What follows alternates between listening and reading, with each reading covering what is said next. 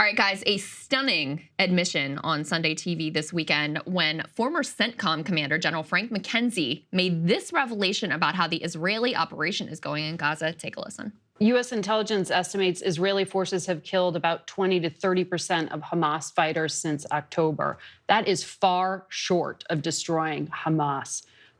How do you judge the level of success of Israel's campaign? It's very limited so far. I think they set themselves a goal of removing the political echelon and the military leadership echelon of Hamas when they went in. They have not been successful to date at doing either. And these campaigns are nonlinear, so they don't necessarily go from day to day. You could have a big breakthrough here, and things could change suddenly on the ground. But I think the larger issue, at least for me, looking at it, is you have to have a theory for what it's going to look like when it's over. What's going to happen in Gaza, and we've had some people that have talked about it earlier on the show today. And I think it's important to consider that. You need a vision of an end state when you begin a military campaign, because everything you do then subtracts or adds to your ability to get to that point. And I would argue that needs to be something like a two-state solution. You're going to need help from the Arab nations in the region to go in there and do something in Gaza. I think Israeli occupation would be the least desirable of all outcomes. So just think about that, what he's saying. He says their success, military success, is, quote, very limited so far. This in spite of the fact that somewhere around 30,000 Palestinians have been killed. The bombing campaign has been more devastating than historic, devastating campaigns like Dresden. A majority of buildings in all of Gaza have been damaged or destroyed. And yet, in spite of all of that, their actual stated objectives, which, as I have talked about many times, do not appear to be the real objectives of the operation. But in terms of the stated objectives, the success has been, quote, very limited so far. Yeah, it's really crazy. And in terms of the overall U.S. military, we have some crazy new reporting from Ken Klippenstein and our own Ryan Grimm. Let's go ahead and put this up there on the screen.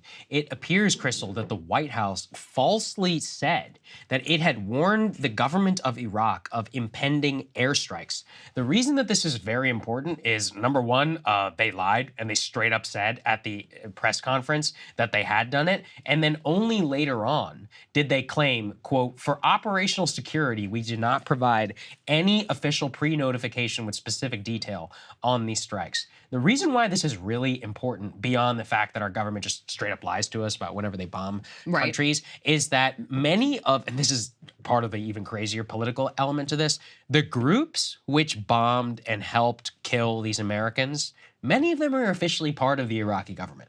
And in fact, the Iraqi prime minister has been visiting militia members who were wounded in U.S. airstrikes in the hospital, just to show you the level of convoluting here, because he has deep ties to Iran, and the Iranian militias have run the country now for 20-some years. It's been an incredibly important, aspect to that. But it just gets to some of the craziness.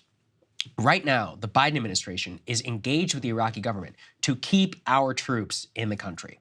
So at the very same moment that we are bombing said country and bombing elements of that country which have ties to that government, we are also trying to keep our troops in that country, all because of a war in Gaza. Make it make sense to me. It doesn't. Somebody please make it make sense. Of course, because when you explain it, people are like, what? What are you talking about? But they don't want you to know. They don't want people to ask any questions about this. They just assume you can drop bombs on, there was a time when I was a child where we actually weren't bombing anybody. It was, it's interesting to consider. It's only a very modern phenomenon where these things just happen and people die in a far-flung place and you go, what were they doing over there? And then you go back to watching The Simpsons or whatever and you just forget that it happened. And the U.S. government can't even really tell you why they're there or what they're doing.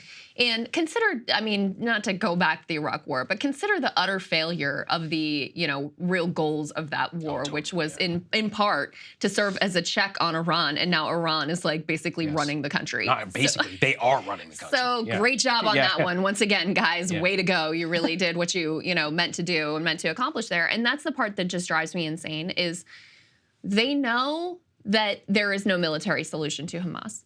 They know that these strikes are not going to do a damn thing to deter these militias, to keep our service members safe.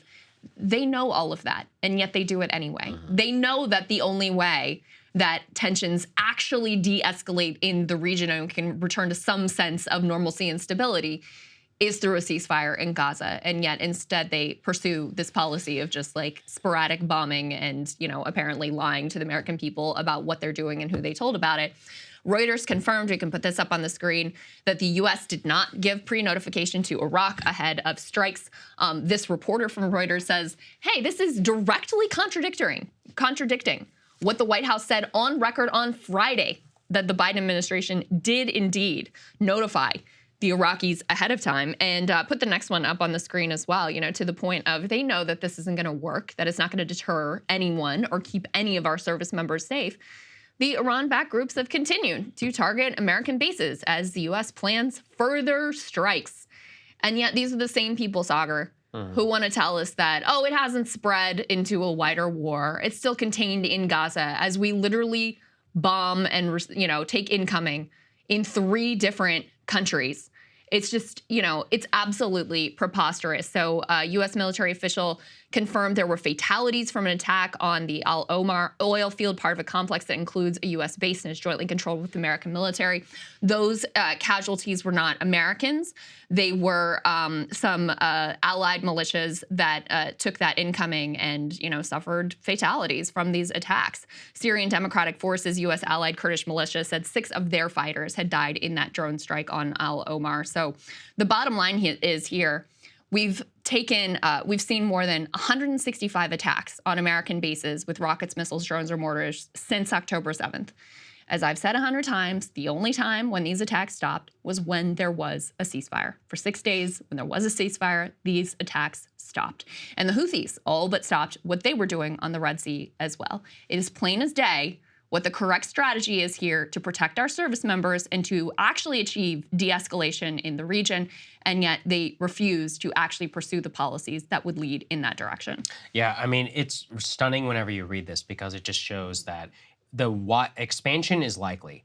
Also, increasingly, unfortunately, we're only paying attention when people get killed. And obviously we should pay attention. But there are a lot of these service members who have been wounded, who have suffered traumatic brain injuries. Also, these Syrians, they were under our protection. Yeah, just so everybody knows. They were on an American airbase, and 6 of them died. I mean, you should think our troops are not that far away. It's probably a miracle that our people didn't get killed in that attack. And no one can answer this question. Why are they there in the first place? Why are they sitting ducks? The Iranians have the luxury of being able to move about the country as they please and go back to their country if they want to. Our people are sitting on the same base with no change in strategy, a government that is lying to their own people. And, even the troops there, how could you have any confidence in the Biden administration right now? Oh, yeah. After what's happening, I cannot tell you how badly I feel for them to just be sitting there, without the support that you need, a populace which is basically distracted as to your plight.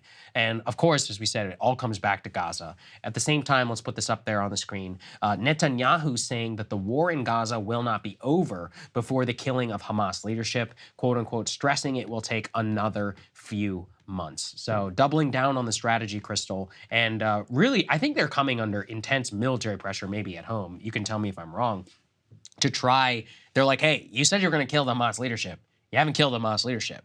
You haven't, what's his name? Sinwar. Yeah, Sinwar. He remains inside these tunnels, surrounded by hostages, allegedly by the Israelis. It's like, well, if you know where he is, what are you going to do about it? Right. And then it comes to the question of, well, clearly you've been doing this now for it's February 6th. So tomorrow is the 4-month anniversary, I believe, of the attack. So it's a quarter of a year that we've had this happen. And you haven't been able to, with the world's most advanced technology and a ground invasion and all that, you haven't rescued a single hostage. So what are you going to do about it? The hostage situation now is almost certainly going to be resolved through maybe ceasefire negotiation. It remains up in the air as of today. Secretary Blinken met with MBS yesterday, but that's all the progress that we have so far. Yeah, and I mean, I think this cuts against the idea of a ceasefire being negotiated right now. As we covered yesterday, Netanyahu is under intense pressure from the far right, Ben Gvir and Smotriches of his coalition, who are threatening to blow the whole thing up, blow up his entire governing coalition if he were to take some sort of deal of the type that Hamas would be willing to accept.